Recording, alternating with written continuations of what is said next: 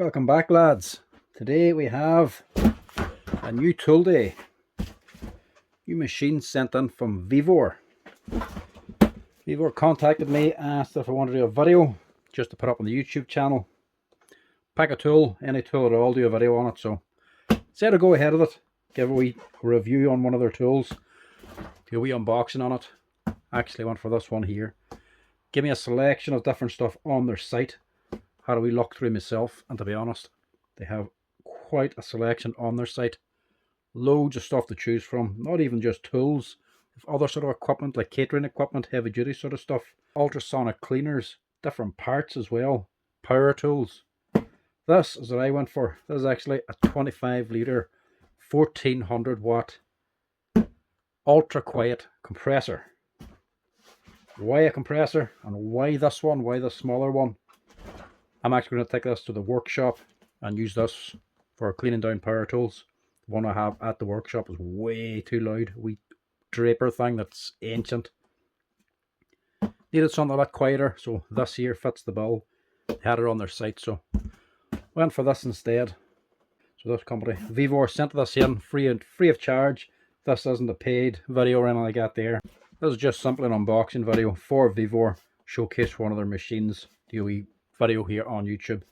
So went for this here compressor. Let's get it out, get a wee look at it.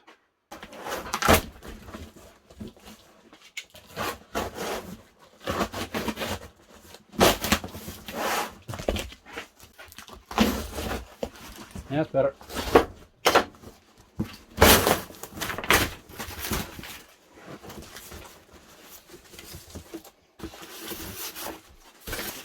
Comes in parts, same as any other compressor.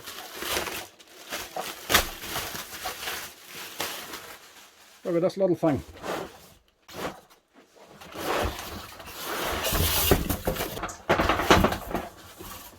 Check that out. That's actually a tidy wee unit, to be quite honest. It's only 25 litre, didn't go for the bigger one, only did a small one just for feeding the workshop. I only ever just use the air blower in the workshop myself. It's not really doing much else, apart from testing a few guns, maybe a few spray guns, a few air tools. That's about the height of it. So I don't really need a big, massive compressor. So the main reason I went for this one was the decibels. 70 decibels out of this here unit. Nice and quiet. Better for the workshop if I'm doing videos or something like that there. You're not going to be hearing it as easily in the background. So this company, Vevor, they're an online company. They specialise more on cheap and cheerful and budget friendly sort of tools and appliances, things like that there. They do quite a selection of stuff, to be quite honest. They actually asked me to pick something off their website to be sent. This is what I went for, but they do loads of other stuff, different power tools, things like magnetic drills as well. Very tempted by their magnetic drills. Loads of different types of compressors, bigger tanks, vertical compressors, space saving compressors, portable ones, ultra quiet, standard oil compressors, belt driven ones. Loads of different ones to choose from, to be quite honest with you. Big selection of compressors, even down to spare parts actually, which does interest me, so must take a wee look at that again to see if I can get spare parts from them. You're always needing stuff for compressors. Some of the tools I would actually point out, I'll not say which, and I'll not say which brands. Bright orange ones especially, I've seen a few there on their site, identical to a few other name brand ones. So maybe they're sourcing some of their stuff that other brands are using as well. Big expensive core drill for one, and a few magnetic drills for another. So it's a site well worth having a wee look at, to be quite honest. Maybe a few things you might find on it. Definitely plenty to choose from. Anyway, the compressor. What have we got? What is it like? What does it do? Let's get her set up and give her a wee test run. First off, 240 volt. Wrong plug for me, European. I'll have to snap that off, put a normal 13 amp plug on it. Setup wise, same as everything. Same as most. Control box on top. Regulator on one side. Emergency pressure release on the other side. 2 clocks. What's inside your tank, what you're putting out through the regulator on this side. You actually have a quick release coupling. Instead of some of the Chinese compressors, they have them wee twist on things. This is actually a proper quick release for high flow. That's nice. Plus, second outlet already on it with a shut off valve. So if you want to put another quick release onto here. Just screw it on with a female thread. Away you go. Put on a high flow or a low flow, depending what sort of setup you have already. That's a nice wee feature, to be quite honest. Not many compressors come with that. They normally either have one outlet or two already fixed, and they don't normally have the shut off. Another thing this one has that other ones don't: thermal shut off for safety. These things can get hot if you're using them a while lot. Anybody who's familiar with compressors will know themselves. If the air's going on is getting too hot, or the tank's getting too hot, this wee thermal shut off will actually turn off the motor to let the thing cool down.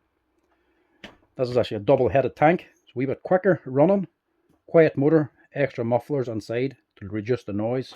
It's only 3.3 CFM, so it's not going to be the fastest at filling a 25-litre tank. But for all I use it for, inflating a couple of tires, cleaning down machines, blowing off stuff, that's the main thing I use. Testing a few things in, nail guns, air tools, only for testing, so they're not running constantly. This is sufficient for me.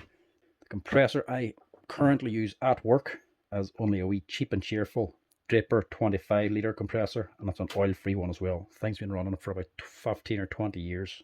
Nothing wrong with it, but very, very noisy. On the other side, you got your capacitor, starting capacitor, plus your standard overload protection. Normally on the standard compressors, there's a hood at the top, and you'd find that hidden in at the side. This is just sitting up here on the capacitor itself, plus capacitors on the side of the tank too, instead of again hidden underneath a shroud at the top, which you have to dismantle the whole motor to get to the capacitor. It's nice that that's actually sitting there. Very easy to access if you ever need to change it. That's about it. Tank as well, worth noting, it's the 3-layer tank. Steel, anti-rust corrosion, and a plastic coating on the inside, so put a lot of effort into making sure the inside of this tank doesn't rust. Good sign for longevity when they're putting that kind of effort into it. Headers as well on top, aluminium headers most likely, powder coated. Nice finish, look neat instead of just bare aluminium.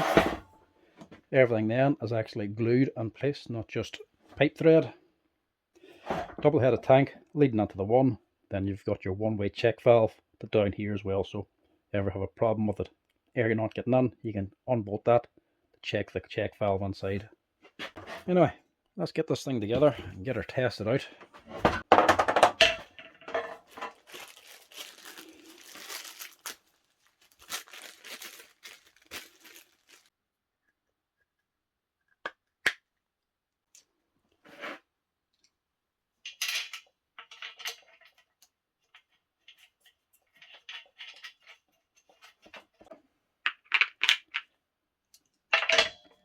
That's going on there. Same as this one.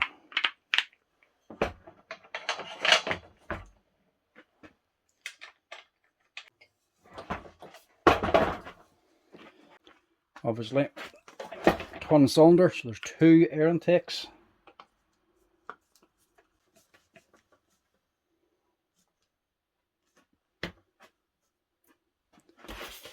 Another thing I do like about this compressor, extra handle. Now, may not apply to everybody, but for me, doing repairs, I really do wish every compressor came with one of these here. Very simple reason is, when you're carrying these things, rolling it along the ground, this handle is way too short. If you're taking this across a car park like I have to do, or downstairs, or across a shop floor, walking with us here behind you, you're constantly kicking this here at the back of your shin and tripping yourself up because you're stooped over trying to take this around the place. If you're using this at home, you're most likely going to be taking this out to the car or something. You will be wheeling this around. That is a handy wee thing to have, simply because you can sit and carry it without stooping over. You can just walk full. You can walk upright, roll this along behind you, not a problem. That is brilliant. Assuming they're for there. Maybe I'm wrong.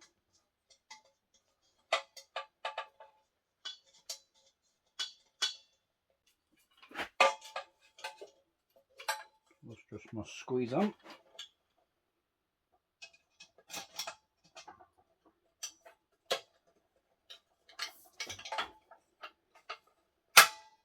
Look at that.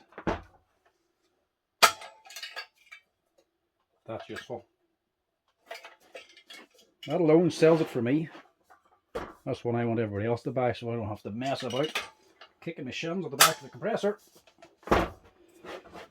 That's her, lads. One wee Vevor compressor, 25 litre, ultra quiet. Do I cut or do I have an adapter? I probably do have an adapter, but where it is, God only knows.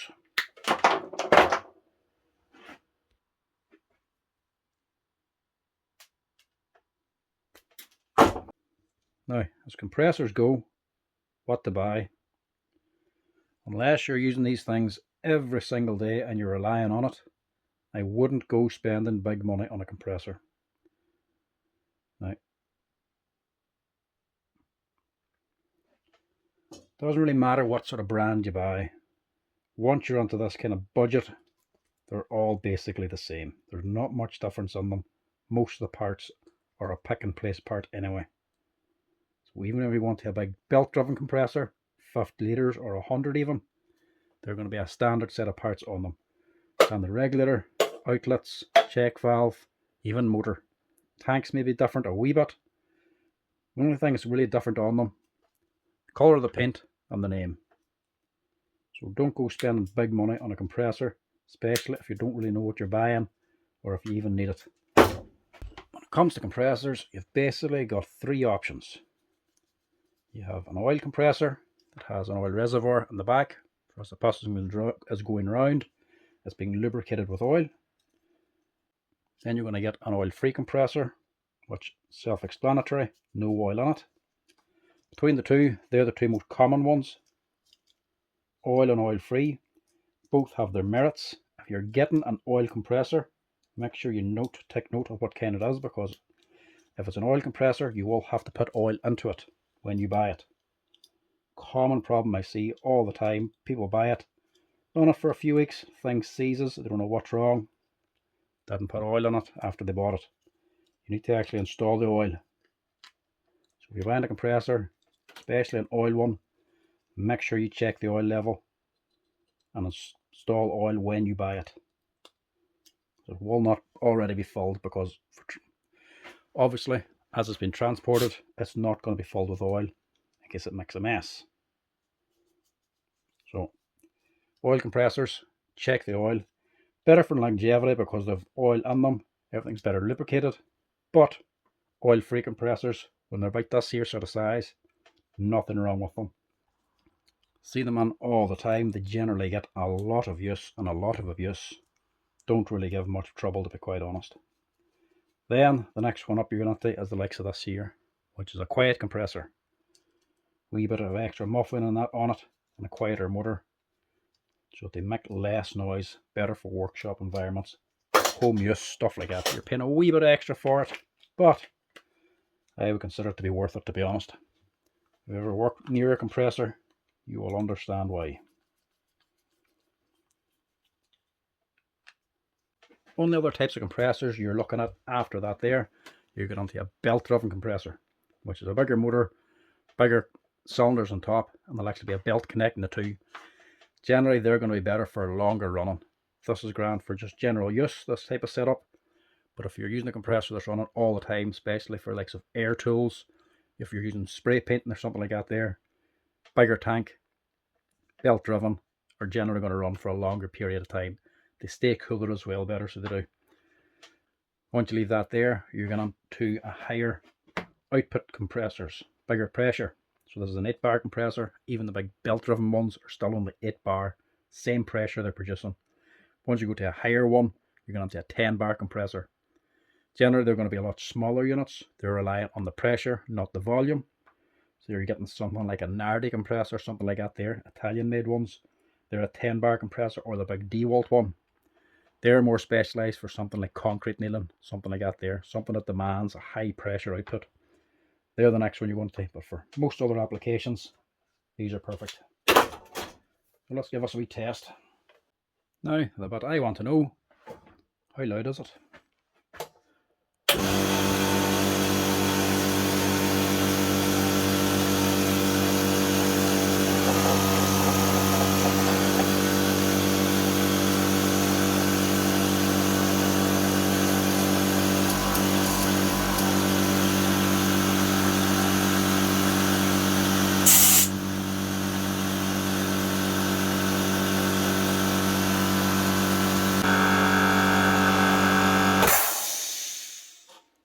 we go.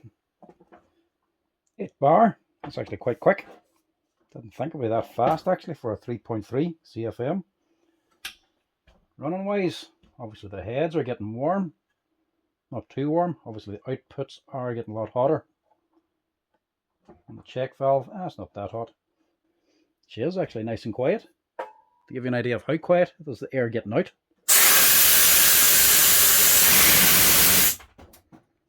Noisy, even just releasing the air. So the actual running wise, it is actually genuinely quite quiet. That's a nice wee unit. I like that. That's going to get plenty of use with me.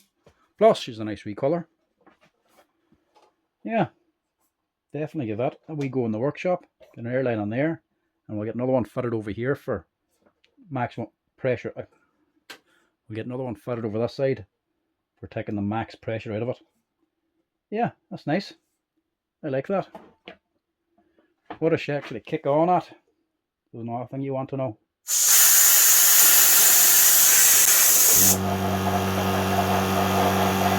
6 bar.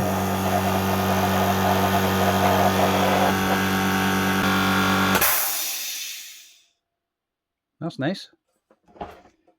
It is quiet. Definitely is.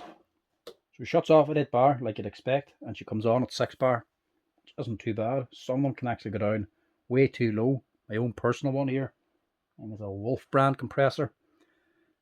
Shuts off at 8 bar like you'd expect, but actually shuts off, turns on way down at 5 bar. So if you're using an air gun or something, it's actually way too low. I actually have the cover off of mine and a wee jimmy screwdriver close by for actually flipping up the valve to get it to start up again. And which is a wee bit dangerous because this cover's off and the live wires are showing. Don't want to be doing that. This one comes on at 6, which is adequate for running a framing nailer. That's a nice wee unit. I like that. Only time will tell now how long she lasts. We'll give that a good workout now in the workshop. See what she's like for longevity. But yeah, overall, first impressions. It's a nice tidy compressor. Definitely worth a look. They also do them on a 50 litre as well. But yeah, nice wee unit. Like where the capacitor is. Like the extra clock. I like this output. I like the handle. Wheels are good. Good filters on the top. Nice construction. Very good tank on it. What I don't like, very short lead. Plus it's only a 1mm cable. It would be better if it was like 1.5. A wee bit more substantial. And as well, we're getting a wee bit petty, but this here configuration with the clock coming off a stem, just for repair wise, what I'm used to. I do find they're more suited to the likes of a big 50 litre compressors or 100 litre because they're generally stationary. This thing will get moved around a wee bit. That's a weak spot on them because if they get toppled over or something falls on it, that's at risk of breaking. On the upside, you can actually buy this whole assembly on its own and they're not that difficult to change. If they're ever breaking you, it's not the end of the world, you can't fix it up again. But yeah, apart from that, very good wee compressor. I'll do another video later of actually setting this up in the workshop and running it, and then maybe another video later on to see how it's getting on. But yeah, overall, Vevor, nice wee compressor, worth a look.